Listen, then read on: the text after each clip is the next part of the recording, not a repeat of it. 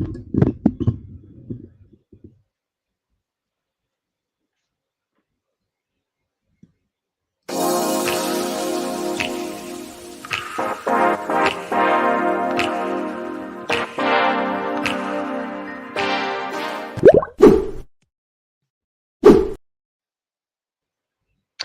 doesn't love stories? Exciting ones, scary ones, and even funny ones. Our featured author for today is Natasha Deen, and she embraces her cultural diversity and harnesses the art of relatable storytelling. Natasha Deen's work has been nominated for several awards, and her novel, The Signs and Wonders of Tuna, Rashad, was nominated for the CBC Top 14 Canadian Young Adult Books to Watch. Don't go away, we will be right back.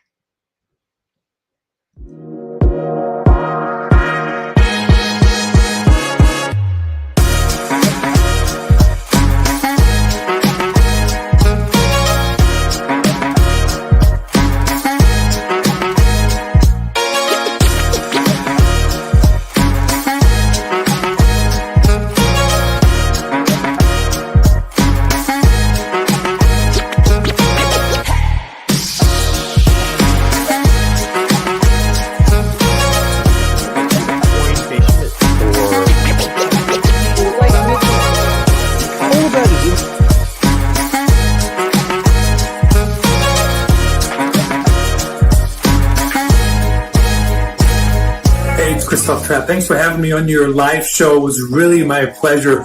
Your production is just fantastic. Unbelievable how you guys are pulling that off. So organized with segments and transitions and all those different things. Right in line with what I'm talking about in my new book, Going Live, live streaming your podcast to reach more people. Hopefully people tune in for our conversations. Definitely worth the on-demand version, in my opinion, if I may say so myself. You guys are awesome. I think this might be, I've been on over 24 different podcasts and radio shows in the last couple of months, and this has to be one of the most sophisticated, what the kids that I used to teach call bomb.com shows and presentations that I've ever been on. It looks fantastic. I love your introduction. How professional. That sounds, I feel like I'm on a beautiful show here. Folks, welcome. Available wherever great books are sold near you. Oh my goodness, Ross, thank you so much. Thanks. And, this is one of the most fun interviews that I've ever done. So thank you, Bridgetti. Big pleasure. Ross, take care. Thank you.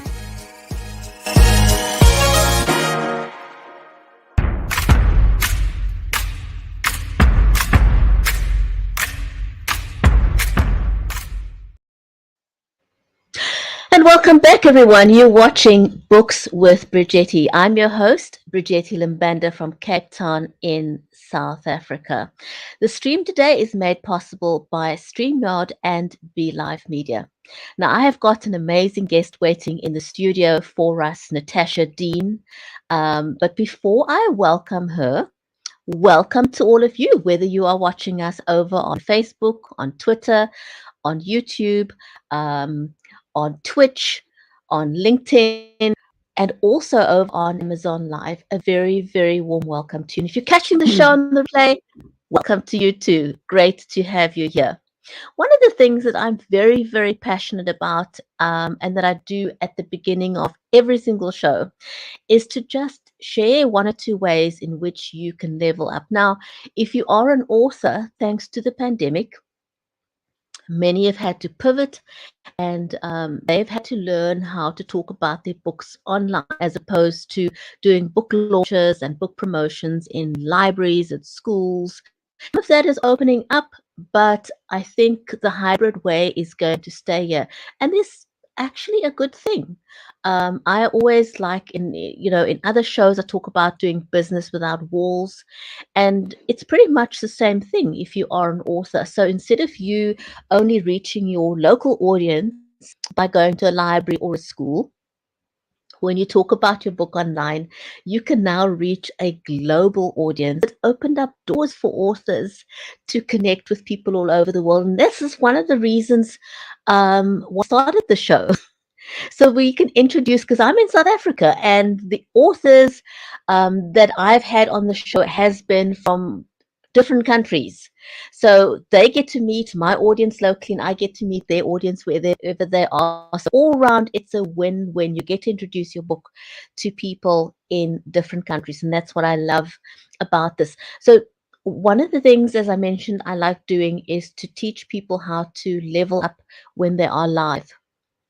So when you go live to talk about your book on TikTok, for example, or Instagram, you would hold your phone like that in portrait mode. And that's 100% correct, because it uses the entire screen real estate when you go live on TikTok or on Instagram. But if you're going live to talk about your book on any of the other platforms, like, for example, YouTube, LinkedIn, Facebook Live. What you want to do is to go into the settings on your phone, and the same will apply whether you're doing this on Android or iOS, it doesn't matter. Go into settings and turn off your rotation lock. That will allow you to turn your phone into landscape mode. So if you ever wondered what those black lines on the sides of your screen are when your phone is in portrait mode, this will get rid of it. It'll actually open up the entire screen for you. And so you can easily talk about your book, and people can see you, and you can use your hands. And the reason why you can do that is because you also want to put your phone onto a tripod. There are tons of tripods. You can literally take your pick when it comes to tripods. The iOgrapher is great because you can use it both ways. But again, as I said, there are tripods out there that you can choose from. There's a huge variety. If you wanted to do a walkabout with your book and them sort of behind the scenes, something like the DJI Osmo would be really, really nice to use. And if you really just want to level up, before I get to that point, here's a quick tip. If you are on the move somewhere, you're in a hotel room, you're traveling, and you want to go live and talk about your book, but you don't have your tripod with you, you forgot it at home or something like that. A quick tip is take your phone and literally with press stick or some sticky tape, tape your phone to the window. And the reason why that works beautifully is you're going to have front-facing light. Natural light is the best thing out there, because if you don't have front-facing light, you're going to appear very dark, and your audience isn't going to see you. So that's a very good tip. And if you want to level up a little bit further, what you can do is use something like a lavalier microphone. And again, you've got, there are so many choices of clip-on microphones that you can use, and that'll just give you a better quality sound than the built-in sound that you will have. The other thing you can do is, now these, I must admit, these are the Shure microphones. If you want to cut out the chances of having background noise or feedback, because that very often happens. These are the Shure microphones. The sound quality on these are fantastic, but I struggle with a fit for myself. That's just me, but they're great. My favorite go-to are still the Apple ones. I love the way they fit into my ears. So I'm a little bit partial. Anyway, so those are a few quick tips for you when it comes to leveling up when you are online talking about your book. Back to my amazing guest for today. Natasha Deen is a multi-genre award-winning author, and she teaches introduction to children's writing at the University of Toronto. So she's in Canada, I'm in Cape Town. Isn't that amazing? She's published over 30 books for children, young adults, and adults. Her young adult novel, In the Key of Nira Ghani, won the 2020 Amy Mathis Teen Book Award. Also, her novel, and this is one of the books we'll talk about today, The Signs and Wonders of Tuna, Rashad, was nominated CBC Top 14 Canadian Young Adult Books to Watch. So let's give a hearty warm welcome to my guest, Natasha Deen.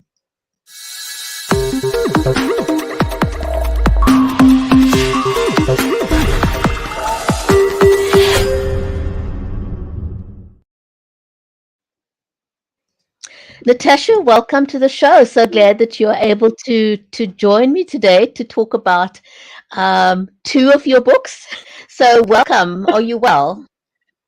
I am. I am. Hello, Bridgetti, and hello to our viewing and listening audience. I'm very, very happy to be here, and I'm very happy to share this time with all of you. That is amazing. That is amazing. So how did you get to, I mean, you've already authored over 30 books, and that's huge because I've had an author on the show who took 30 years to write his book, but he's now published.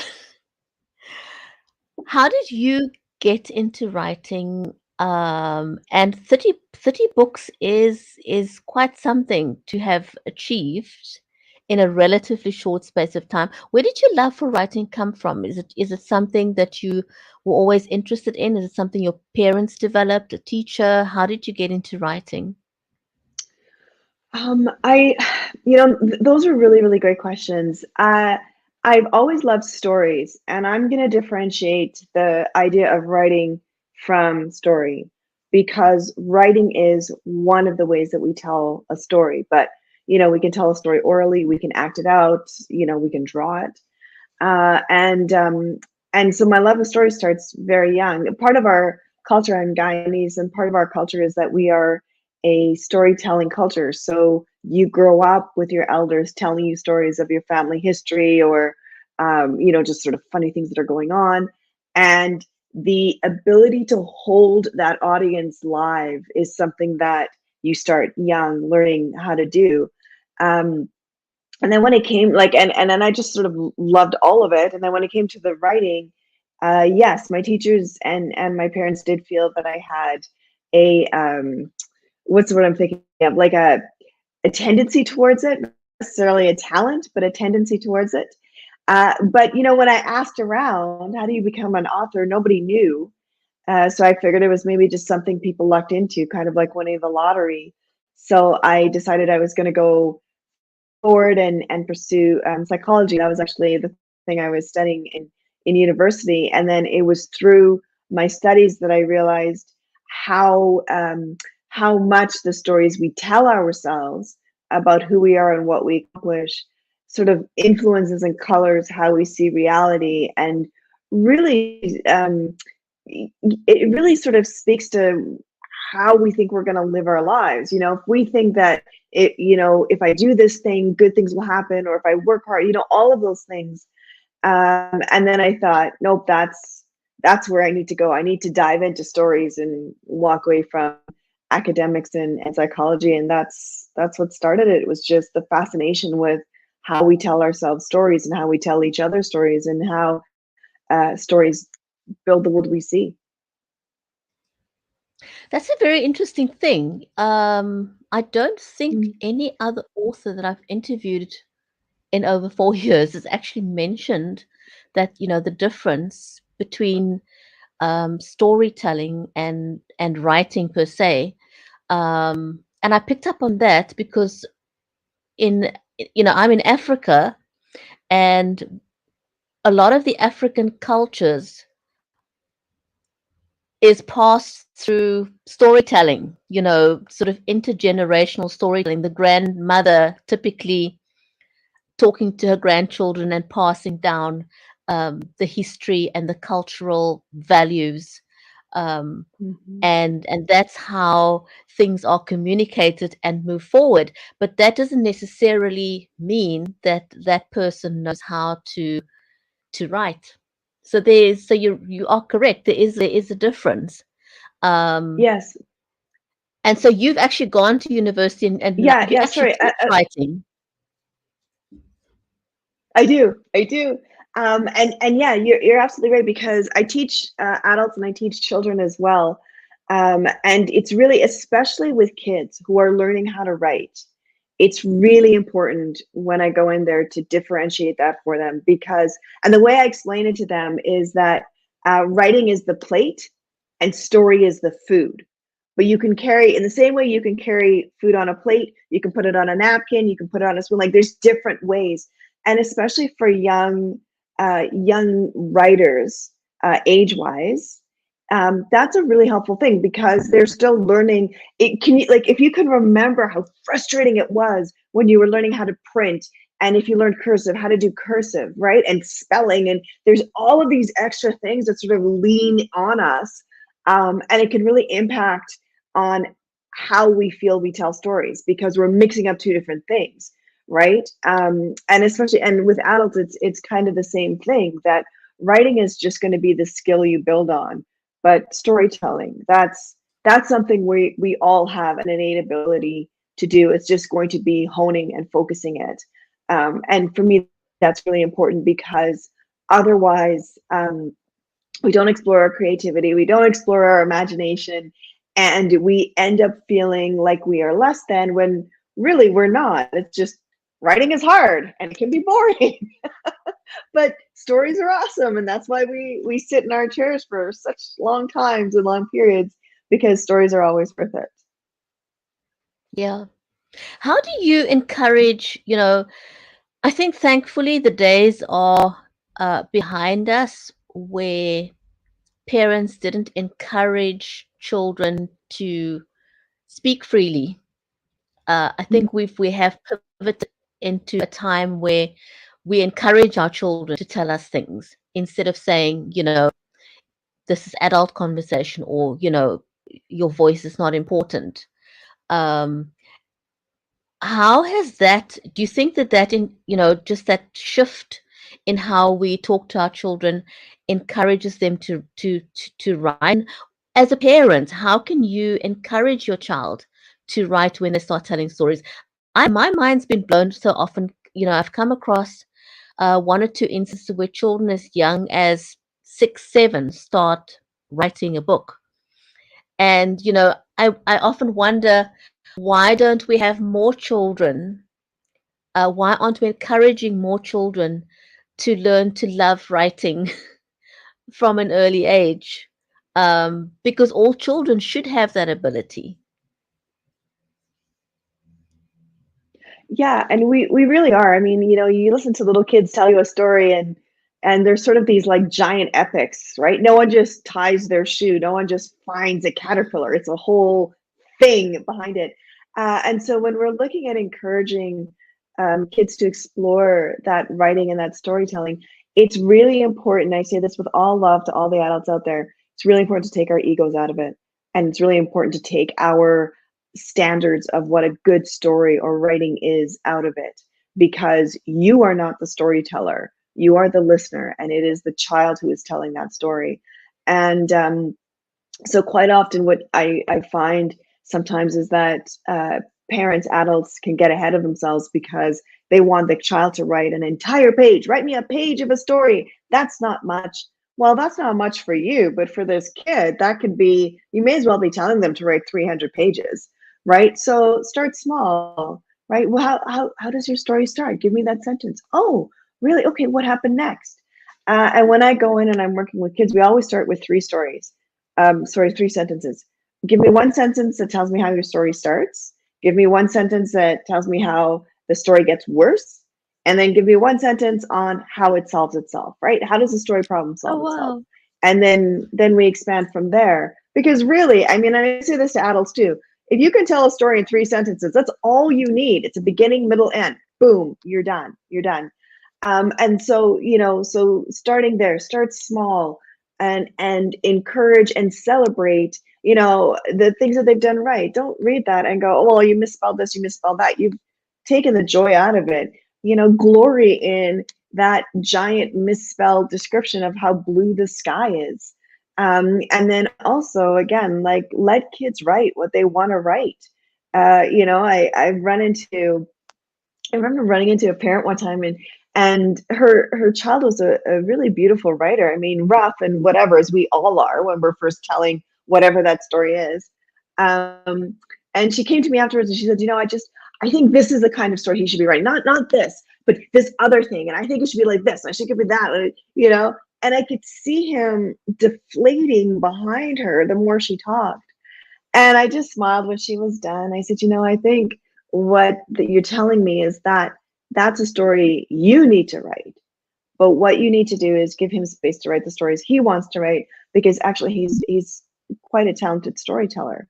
And he just sort of, because there was someone else stepping in and saying what we all kind of know as readers, right? Every author has their own voice. Every author has a certain style of story they want to tell. And if we try to shove them into other places, it may not work out. And then, especially for young writers, they never get out of the gate. And that's a sad thing, because the world needs all of our stories. That's how the world changes. That's how the world gets better.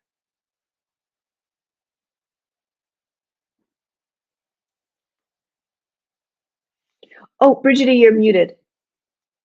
I'd like to talk a little bit about the signs and wonders of Tuna, Rashad. Now, I was immediately drawn to the cover. It's a great cover. Tell me a little bit about, before we even get into the story, tell me a little bit about the cover, because it's a very striking cover. Who designed that for you? What was your input into the final product? Oh, so that was my amazing Running Press team, my Running Press Kids team, and they're lovely. So they come and they ask you, okay, what do you think Tuna looks like, and what do you think is happening here, and we collaborate, and then they go and do their magic, and they'll come back and go, okay, well, what do you think? And I think it's amazing, right? I mean, we both think it's amazing. And with Tuna, there's an element of magical realism in the story, because Tuna is looking to her ancestors to help guide her through two different things. First, she's trying to figure out a way to ask her crush out on a date. And second, her older brother, Robbie, his husband has died suddenly, and Robbie is drowning in his grief. So Tuna is looking to the ancestors to help her with both of these things. And throughout the book, she takes signs and wonders from the butterflies that appear, and she interprets messages. So that's why the butterflies are there. And are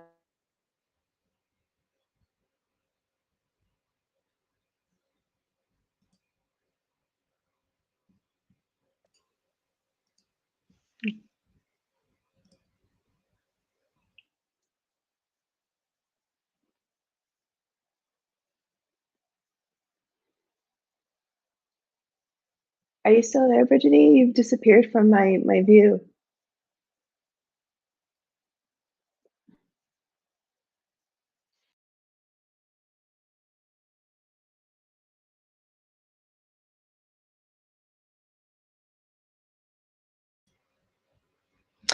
We've just got a little bit of a technical difficulty going on, and hopefully we will get Natasha to join us again very shortly. One of those things that happens, and there's Natasha. Hello. I don't know what happened. Hello I was again. there, and then I was not. Oh my goodness. It is what it is. We are dependent on the internet, and sometimes life just happens. Mm-hmm.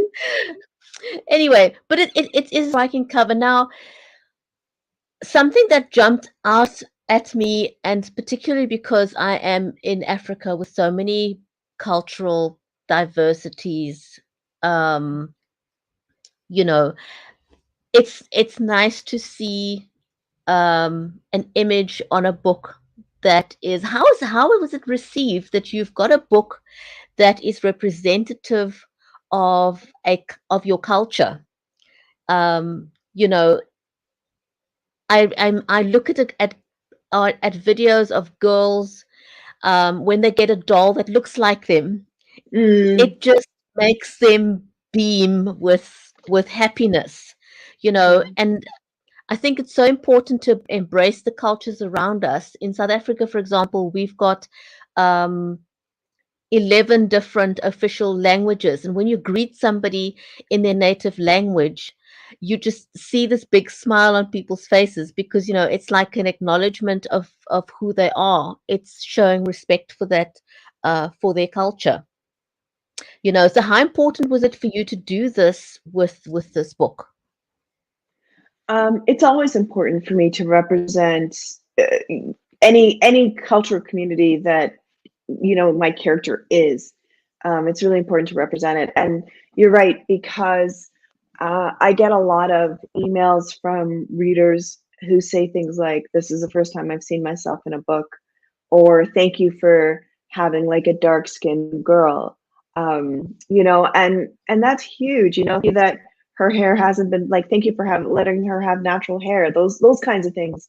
It's really like, it's huge, right? I mean, we know we exist, we know we matter in the world, but when we see reflections of ourselves, when we have that person who says hello to us in our own language, it is such a validation of, you know, our worth. And even though we know we're not supposed to want external validations, you know, it is still nice when someone acknowledges our humanity, our humanness. And so, yeah, I love that Tuna is, you know, clearly represented on that front cover. I think we're just naturally drawn to people who take extra care to find out about our culture and how we like to be greeted or treated. And you know, it's just there's differences or nuances in every culture that's unique to that culture. And when we interact with those people, just to be able to, and thankfully, you know, we can Google just about anything these days.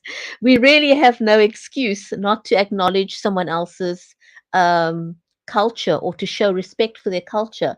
You know, we can no longer say I didn't know, because we've got access to the internet, and that's just an amazing thing, you know.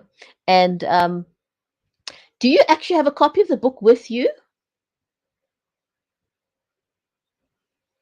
Yeah, no, it's true. And I don't know if you've noticed. Oh, sorry, Bridgetti. Go ahead. No, go ahead.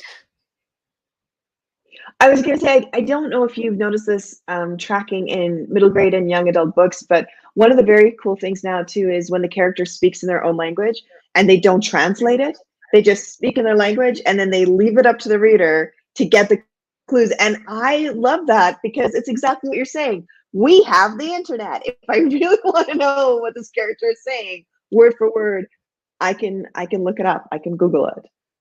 So, and I just think that's huge, right? If you speak French and you're reading a book where there's French phrases in it and they don't translate it, it is such a subtle acknowledgement of you. Hey man, you speak this language, I don't gotta translate it for you. You know, oh yeah, thank you, right? It's a small thing that I think means quite a lot. Absolutely, it means huge thing. So, Natasha, would you mind reading us a section out of the book? We'll take a very quick break, and when we come back, if you could read us something out of the book, just to give an audience an idea of what they'll find in the book. And if you are watching us over on Amazon Live, you will notice that the book is in the carousel. So please do grab a copy of Natasha Deen's book on Amazon. So we'll take a quick break, and when we come back, we'll get a brief extract from the book.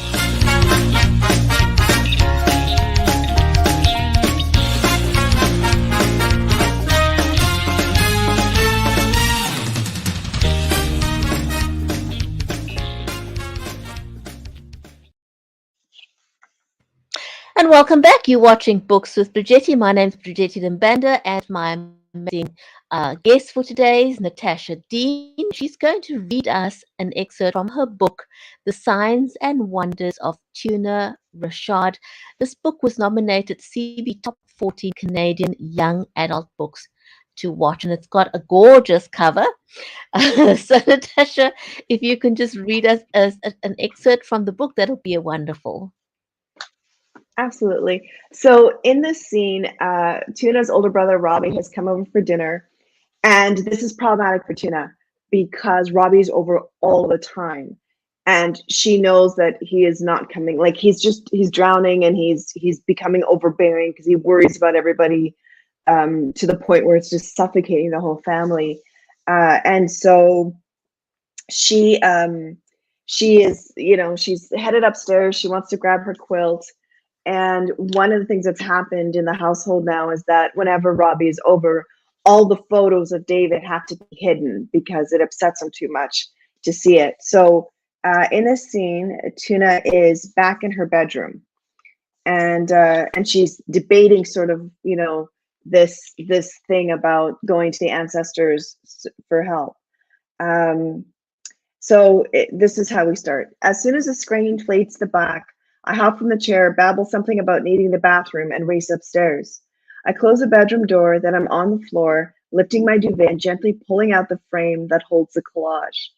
Along the edges are butterflies made of metallic paper and paint, and even under the ceiling light, they glow with intricate beauty. The most gorgeous ones are the ones that Mom made, but mine aren't too bad. I check each of them and double check, ensuring their wings didn't suffer. Butterflies. Did I love them first, or did he make me love them? I wipe the glass with the hem of my dress, and I make eye contact with the image of David. Strong, wonderful, gentle David, with the black hair and the smile. Sorry, bro, I say, but you of all people should know how he can get. He's barely keeping it together. Seeing you, I stop, because seeing David's photo is one thing. Seeing David and thinking of him in connection with something else entirely. I hold the frame and take in the photos one at a time. And I trace the image of their wedding day, their matching rings, and how it was so weird to have a couple of kids marry right after high school, but how it seemed totally fitting because it was David and Robbie, and they would be together forever because they were one of the great love stories of all time. He's struggling, I say to David's picture, and I don't know how to help him. None of us knows. He's over all the time, and that's great, but I hear David finish the thought.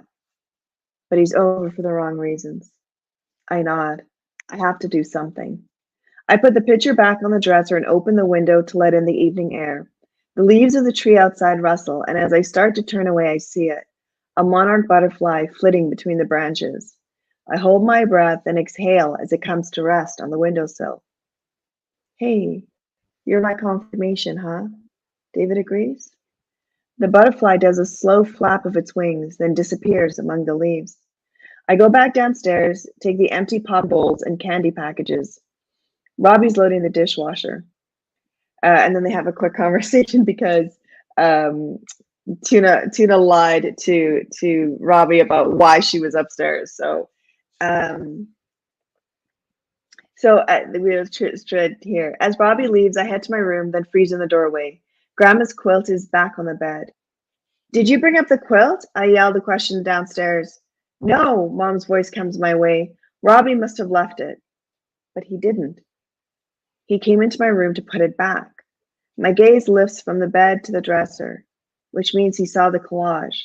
I step into my room, positive I hear the echoes of his wailing grief, but meet only the soft swish of my bare feet on carpet. The frame's been moved. Not a lot, but enough to confirm that Robbie touched it. Robbie touched something that held an image of David. If that's not an omen, then omens don't exist. I set the frame back in its original position and acknowledge the sign to my ancestors and David. And I promise them and myself that I will do all I can to help Robbie remember how to smile and laugh and maybe love again. So that is the intro for The Signs and Wonders of Tuna. Won't you hold up that book? Won't you hold up the book again? Because it's got such a beautiful cover. How many words have you got in that book? Ooh, 70,000-ish, I think. Yeah. It's a gorgeous, gorgeous, gorgeous cover. Oh my goodness. It really is. It's just so lovely. So nice. Yeah, it's so lovely. I think let me just double check here. So I don't name the wrong illustrator, but I think it was Stephanie Singleton who did the illustration, and Stephanie Singleton, and she's amazing, obviously, right? She's absolutely amazing at what she does. She absolutely is. You know, that cover is absolutely gorgeous. And the colors as well. The colors just blend so well together. You know, it's just a great choice in color. Did you publish that traditionally, or did you self-publish? No, this is through Running Press Kids, which is part of the Rashad book group. And so it's traditionally published. And the team at Running Press Kids is just amazing. They're so lovely to work with. And they made this journey with Tuna just so much fun. And as writers, we know this, right? Like the whole path to publication can be fraught and anxiety filled, and they just made it a really fun ride. That's good to know. So, and are all your books traditionally published, or did you self-publish some of them? Yeah, I straddle. So there's a few books that were published pre 2014, and those books are self-published. So True Grime, The Not So Secret Adventures of Billy Vale, PI, at Doc's End. So those were me. And then the Guardian series and on up from 2014. Those have all been traditionally published books. So if somebody's watching now and they're trying to decide between the two, what are your thoughts on the two different experiences, self-publishing as opposed to getting traditionally published? Yeah, that's a great question. The thing you're going to want to think about is things like, what's your time frame, right? Because traditional publishing is a long haul. So if you signed a contract today, your book's not going to be out for a year and a half to 2 years. So are you okay waiting for That's 2 years a before really your long book is on the time. shelf? Yeah, and that's on the short side of it, right? It could be 3 or more. So are you okay waiting that length of time? Are you okay with the process? Because it may take 2 years before you find a traditional publisher who it wants to take on that book. So now you're looking at 4 years before you see your book on the shelf. So you want to ask yourself questions like that. What's my time frame? Is my book something that is for like a general audience, or is it for a niche audience? Because if it's for a niche audience, maybe what I want to do is self-publish, because that's going to give me more control, and because I've got a smaller sort of like readership that I'm going for, it's going to save me all this time, because trying to find a publisher who wants to do this very particular kind of story might add another 2 years. So I'm going to be looking at 6 years before I see my book on the shelf. So you want to think about things like that. You want to think about like artistic control. As an independent publisher, you have 100% control, which is amazing, but you also have 100% responsibility. So you have to hire an editor to take care of, your content. You have to hire someone who's going to do the formatting to make sure that the pages look beautiful. And who are you going to hire for the cover art? And then how are you going to go out marketing and finding publicity? So it's a lot of control, but it's a lot of responsibility. And again, it's going to come back to what lifts you up. I always say that to writers. There's no mandate that you have to be a published writer. There's no mandate that you have to be an independently published writer. It's whatever makes you feel strong in yourself and gives you full that like creative like core strength kind of thing. That's where you always want to lean into. So you almost say you want to work backwards. Like, what is the outcome that you are seeking, and from there decide what is going to work best for me, self-publishing or traditional publishing. And the time factor is important. I know that a lot of people wrote books, for example, during the pandemic, and they may have had a relevance for that time period. So in that, given that short time frame, self-publishing would have been your best option to get it out there fast. And I think a lot of people actually went that route during the pandemic. It was amazing how many pandemic books we had. It's true. People that felt they didn't have the time before to write, because they were in isolation, and because they've, sometimes people felt they now had more time on their hands. They took the opportunity to write. And it was, and for regular authors, it was a different writing experience, because a lot of authors seek outward stimuli of some sort. And now they were locked in their home office or studio and had to write under different writing conditions without getting that inspiration from outside. Mm-hmm. Yeah, so absolutely. it was interesting. Yeah, and I mean, the pandemic, I think, gave people a lot of space to explore their creativity And now that the world is starting back up again, it's just a matter of sorting out how you maintain your creativity amidst the fact that now you've got to go to the office instead of getting to work from home. So, do you want to forget about, commuting into work and you're going to take the train or the bus because that gives you a chance to work on your manuscript while you're driving in, or do you want to stay in your car because you can turn on the recording device on your phone and then just, orally tell yourself the story, and then when you get home you can transcribe it. So things have shifted, but for creatives, there's where there's a will, there's a way. Absolutely, absolutely. We definitely pivoted, and I don't think we're ever quite going back to where we were pre-pandemic. But again, it has opened up several opportunities, and it's opened our eyes to other opportunities we may not have looked at as creatives. We're going to take a short break, and when we come back, we'll talk about Millie and the great drought.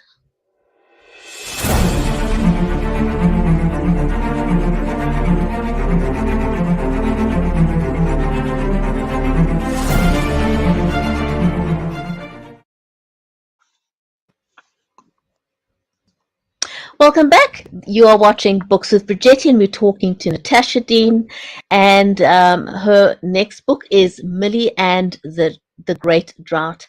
Where did the idea for this book come from, and why did you want to write it? Oh, well, the idea came from my amazing publishers, Capstone and Stone Arch Books, and my editor approached me and said, "Hey, would you ever want to write a story about the Great Drought?" And I went, "Yeah, who doesn't want to write a story about the Great Drought?"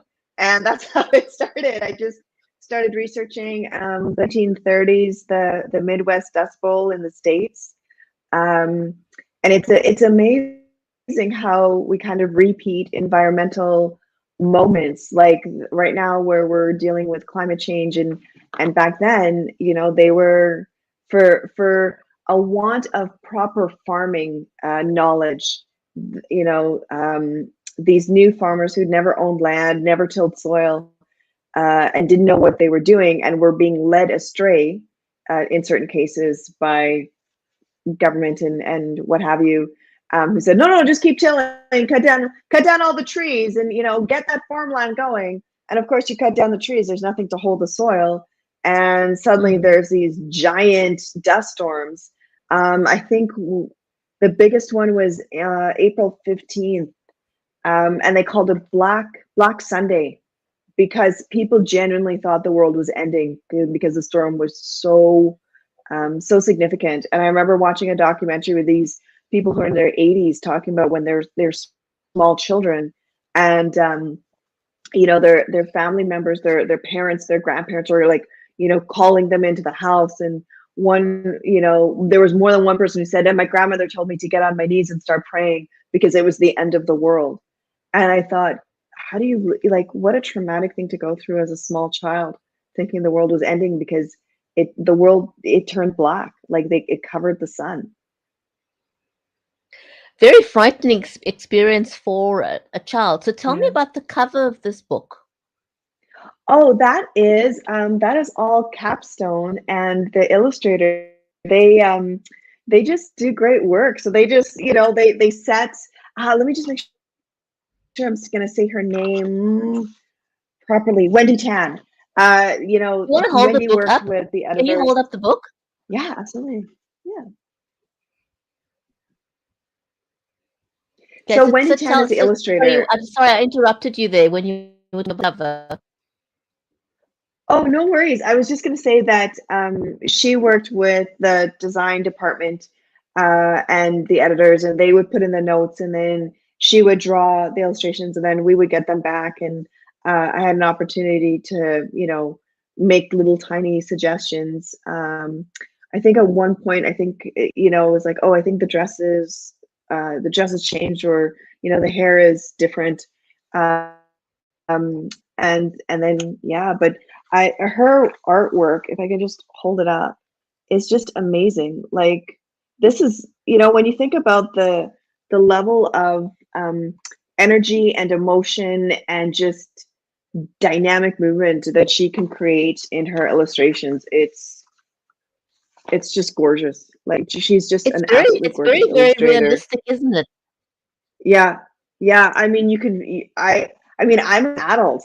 I feel the fear in those illustrations. Absolutely. Just really, when you look at the illustrations, you kind of just get a sense, like, I'm there. I can almost feel what the energy or lack of energy in the air must felt like at that Yeah. moment in time. Um, you know, for you as a writer, what did it feel like writing that story, something that was so significant in history, and being able to retell that story must have been an incredible feeling for you. Yeah, I felt it's it's a huge honor to be able to like write historical fiction, right? Because you are taking things that have happened in history and then you are doing your best to honor those people and those experiences that are inspiring your characters. Um, and so it was, in that sense, it was joyful, and I don't know if the word is sacred, but like just like that idea of the responsibility you carry. But it was also, incredibly hard because there was kind of no happy ending per se when I would do the research and you just would read about the extreme conditions and just the horrific things that people were having to live through, like truly horrific stuff that um, I would never talk about because it hurts my heart that I had to read this, let alone living with the knowledge that I know this because this is someone who's saying this is a thing that happened to me. But just families just losing everything. And so in that sense, it was really sad. And I think for any of us who are writing very serious topics or very sort of traumatic topics, it's really important for us to practice a certain level of, like, a higher level of self-care, because in order to tell the story authentically, we have to relive and live through these experiences. But at the same time, because we're doing this, it's also really important to like have those moments when we walk away, have those moments where we're decompressing and taking a breath and like, talking to someone and talking it through about what we've just had to sort of live through in writing this, so that we don't carry those negative feelings. We're not carrying it with us longer than we should. Yeah, and I really like what you said about honoring the people who had lived through that in the manner that you're telling the story, so that it doesn't show any disrespect for the suffering that went on at that time. Would you mind reading us an excerpt from your book? Would that be? Yes, absolutely. So this is Monday, April 8th, and Millie, everybody, she lives in Cimarron County, which is where they think is where like it was like ground zero for where the Dust Bowls began. And she's just like, all her friends are leaving, everybody's leaving, and she's just lost her best friend. They've moved. So this is how it starts. A week later, I walked home alone. Betty and her father had left town heading for California, along with two other families who'd been forced to abandon their homes. Everything was getting worse, including the fights between my parents. Pa kept saying we should stay, that the rains would come. But like Ma, I knew we should leave. Only I couldn't find the words to say so. Even if I had the words, I didn't have the courage. As I walked along the road, a change crackled around me. The air turned dry and staticky and set my heart racing. Another storm was coming. I spun, trying not to panic, and looked for shelter, but there was no place to hide. Everything was in the open. Think, Millie, think. I couldn't run. Dust storms could block the sun and turn day into night. People had gotten lost, or worse, because they couldn't see their way. Staying on the side of the road was equally dangerous. If a car came my way and the driver couldn't see me in the storm, I'd get hit. The wind hummed with the impending storm, and I was out of time. There was only one thing I could do. I jumped into a ditch, got on my hands and knees, and hunkered down. The storm hit, blasting me with sand and dirt, and pebbles pinged off my body.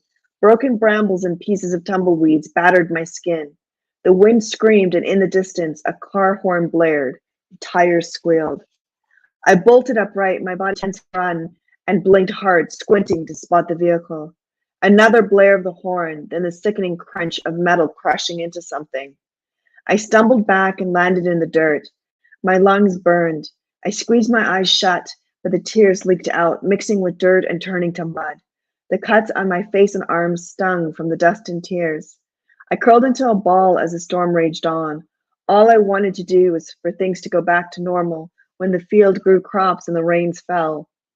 I missed the feeling of clean sheets on my skin. I missed being outside without being afraid. Dust swept alongside of me, and I pressed my face into my thigh. The dirt blew higher and higher until I was sure it was going to bury me alive. And that's Millie. Oh my goodness, that is so beautiful. Wow, wow. You Yeah. literally sort of, I think just, your style of writing just kind of hooks the reader. And, I mean, I just felt I could listen to you forever. It really just Thank gripped you. me. Thank you. Yeah, and when she talks about the missing of clean sheets, this was something because the homes at that time, the way they were built, there was a constant trickle of dust, so you would never clean, like never. And people would dry their clothing and stuff on the lines outside. So you'd have these women who were spending all this time and they're washing, and then they put it out, and the clothing is drying, and then a dust storm hits, and it's done. And there were women who were driven to terrible, terrible choices because they just had huge breakdowns because they couldn't keep anything clean. They couldn't keep up, like you were eating dirt every time, even if you covered your dinner with cloth, the dust got everywhere.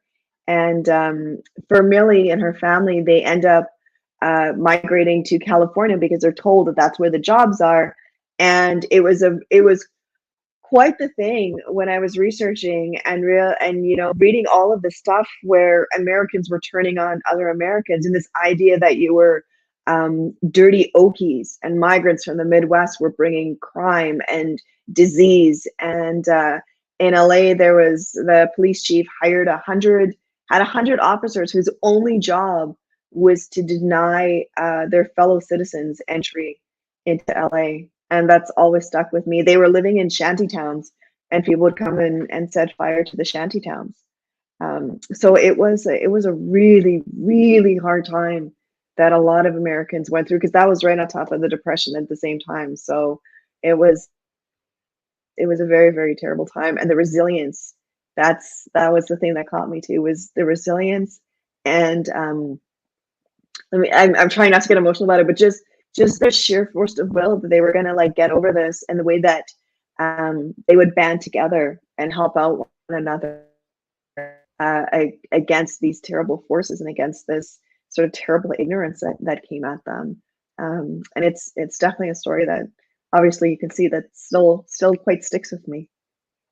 Yeah. It's amazing how in times of adversity, people rally together and want to help one another and strengthen relationships, regardless of what happened in the past.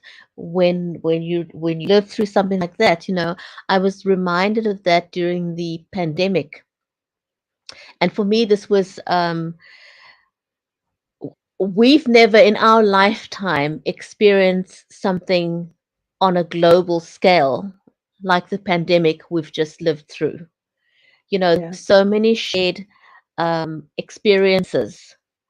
And I kept thinking of people who lived through the other world wars, and it's it was different, but we were all suffering at the same time on a global scale. In our lifetime, we've never witnessed anything like this.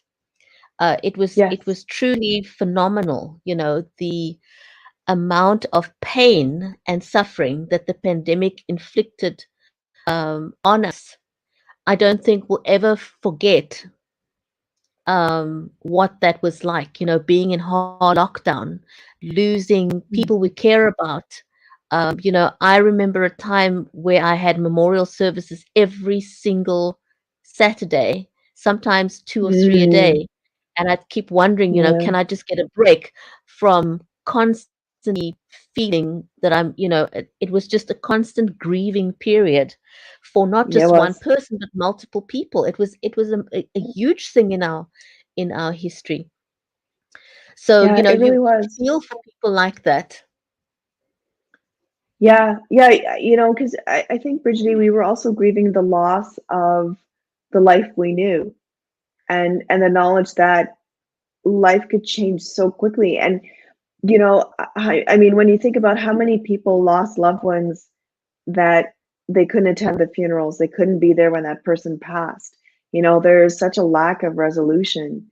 Um, and yeah, I mean, I think for a lot of us, it's going to take um, a lot of self-care and talking to appropriate professionals, and a lot of time to sort of get back to that sense of who we were. And I don't know that I think there's always going to be like a little bit of an outline, right? Like a little bit of a COVID outline or a little bit of COVID shading, because we've realized how precious life can be and how quickly that can change. Our lifestyles can change. I know, in an instant. I mean, I still remember here in South Africa, for example, when they announced that we'd go into COVID lockdown for two weeks, and we thought Hmm. it was actually quite fun at the time being in lockdown, Yes. um, for 2 weeks, but that's what we envisioned. Little did we know that that was going to last for over 2 years. No one Yeah. foreseen how those events would unfold from the beginning. It's kind of like a constantly evolving thing that we could never keep up with. It was really, really difficult. Before we close, I want to ask you very quickly, Yeah. what has your approach been to marketing with your books?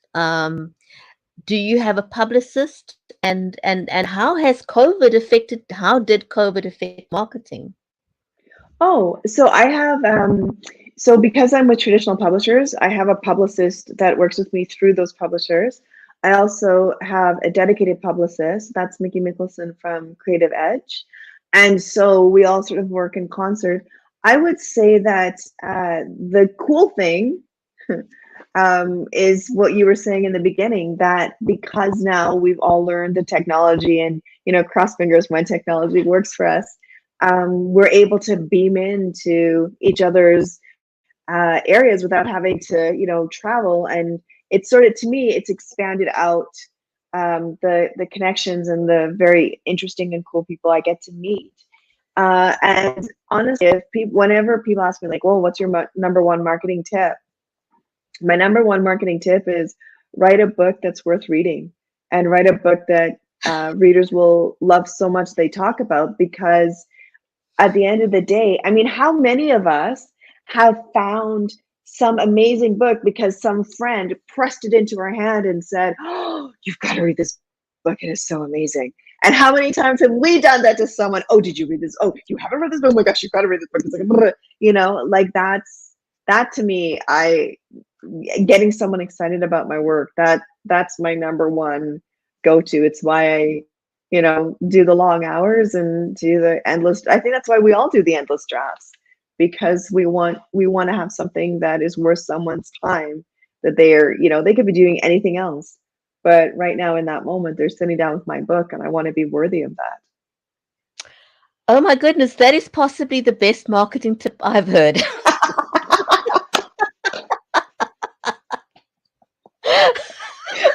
I, that is without a doubt the best marketing tip I have heard.